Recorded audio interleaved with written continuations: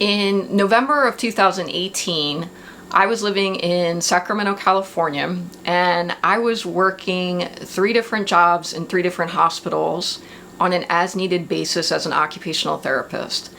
And although I really enjoyed my career as an occupational therapist, I was seeing very serious trauma on a daily basis. And I'm going to be honest with you, it was really starting to affect me. So I was looking at various ways at that time to either somehow reduce my schedule or switch careers, etc. Because I had been an occupational therapist by that point for 17 or 18 years. So unexpectedly, in November, I had this opportunity came up to work on this project. I'm not going to give really many details about it, but I knew it at the time too, although I don't think I realized how monumental it was going to be, but it had the opportunity to change my life. It was a very demanding project. It had to do with rehashing and documenting something that had happened to me in high school.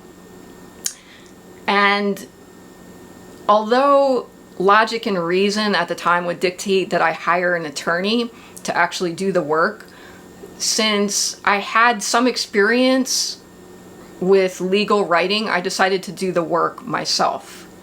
And because I decided to do the work myself, what that meant was I was actually working 7 days a week. So it was extremely stressful for about 7 or 8 months. I was really burning the candle at both ends, but I was determined. And so in June of 2019, so about 8 months later, I was notified that I had been successful in this project. And it changed my life for the better. And I was kind of shocked at the time. I'm still shocked.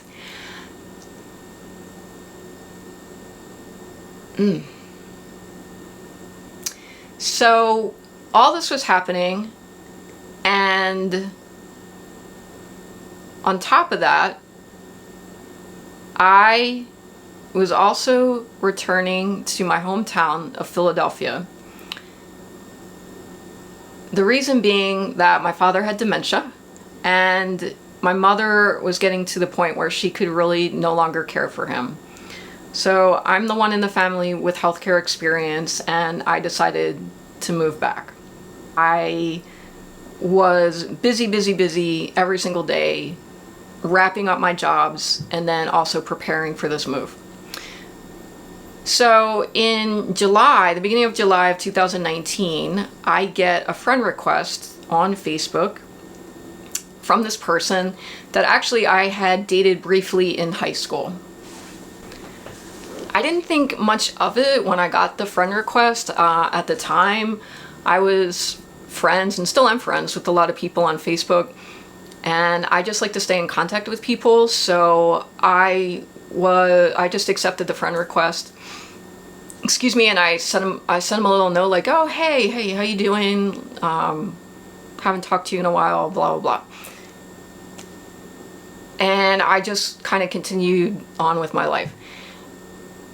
So we started messaging, I would say, on a semi-regular basis, and I found that was pretty interesting for a couple of reasons. One, I don't usually message with people back and forth, especially men, because and no offense to guys, I just find it to be a waste of time.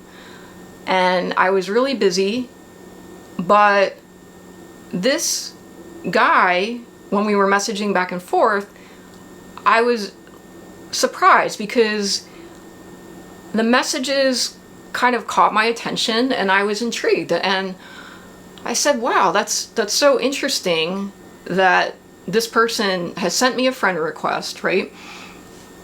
And this person lived in the Philadelphia area and he did not know I was moving back to the Philadelphia area when he sent me the friend request.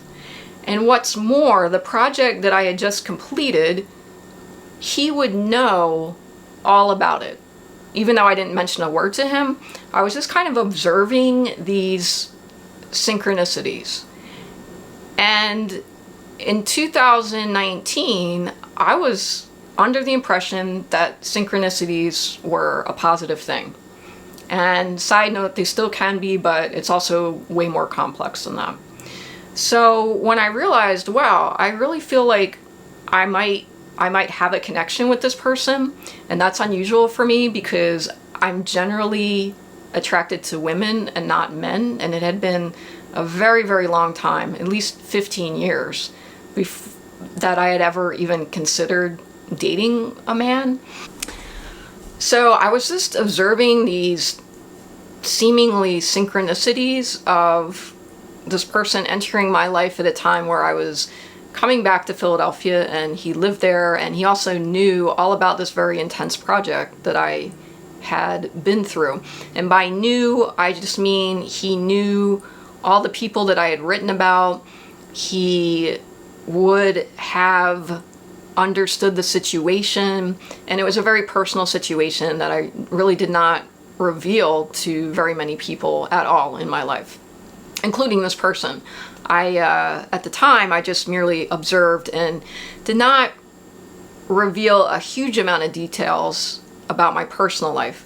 The other thing is too, in terms of vetting him, at least on a surface level, we did have mutual friends on Facebook, about 6 or 7 friends in common that had gone to the same high school. So I knew from this guy's posts, and I knew from the common friends, and I knew from the way that he was messaging that this person was legit and not a Facebook scammer.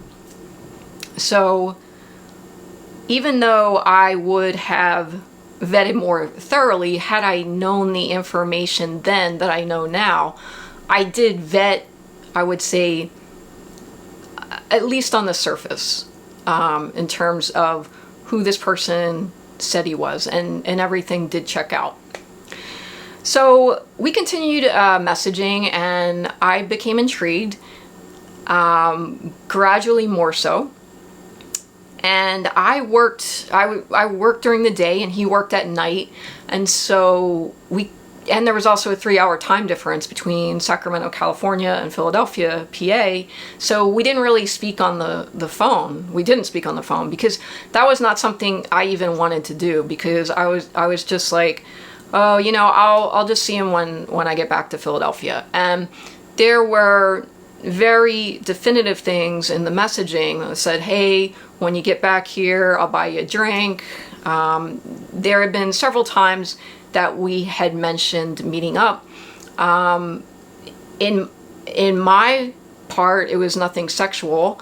I just thought it would have been nice to really have a friend, because I was coming back, and even though I knew a few people, most of the people that I knew 29 years ago, when I left Philadelphia, have really moved on with their lives. And so I would be kind of reestablishing myself again in my home city.